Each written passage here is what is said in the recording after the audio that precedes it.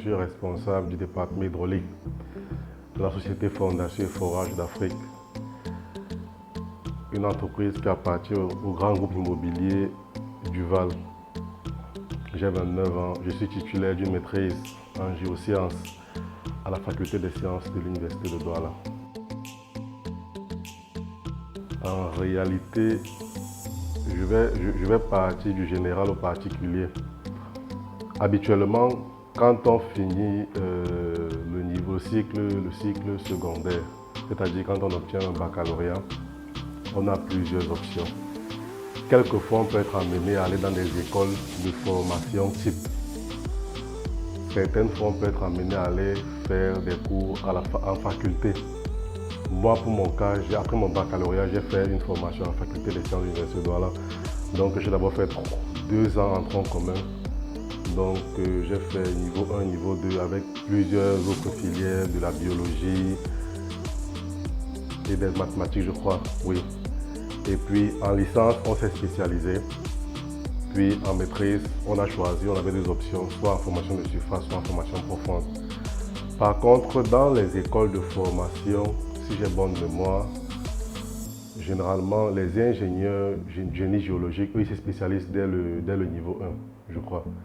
Ils ont des filières un peu différentes des filières qui sont proposées en faculté. Parce qu'en faculté, il ne faut pas oublier qu'à la faculté, c'est plus la recherche. Donc, après la maîtrise, on appelle à faire ce qu'on appelle un DEA et puis un doctorat. Or, dans les écoles de formation, on est plus basé sur la qualité d'ingénieur. Donc, au niveau licence, on se spécialise et puis on choisit un domaine où on est plus à l'aise à compétir sur le marché de l'emploi. Le métier d'ingénieur génie géologique, c'est vaste. Il y a des ingénieurs génie géologique qui opèrent juste pour la recherche. Donc ça veut dire qu'ils peuvent être amenés à travailler pour les compagnies qui sont plus basées dans la recherche. D'autres compagnies qui seront plus basées dans le business, un peu comme la nôtre. Moi, si je prends mon cas par exemple,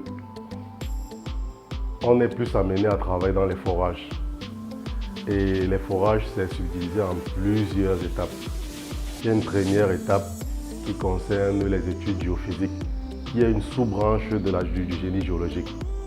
Après les études géophysiques, il y a la phase de foration qui consiste à faire des trous de forage.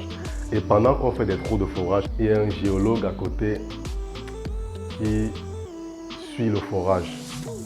Après avoir suivi le forage, il y a la phase d'équipement du forage qui est toujours fait par un géologue. On peut avoir, moi par exemple dans mon cas, le géologue du suivi des forages. On peut avoir des géophysiciens. On peut avoir des tectoniciens. On peut avoir des gars qui opèrent dans le réservoir du pétrole. On peut avoir des gars qui sont juste dans la recherche minière. On peut même avoir des gars qui sont géotechniciens, c'est-à-dire qui appuient des gars qui font le génie civil. Donc lorsqu'on veut construire par exemple un bâtiment, il faut absolument un géotechnicien pour pouvoir faire des études de sol. Oui, c'est un métier qui peut s'exercer en freelance. Je vous prends le cas par exemple des géophysiciens.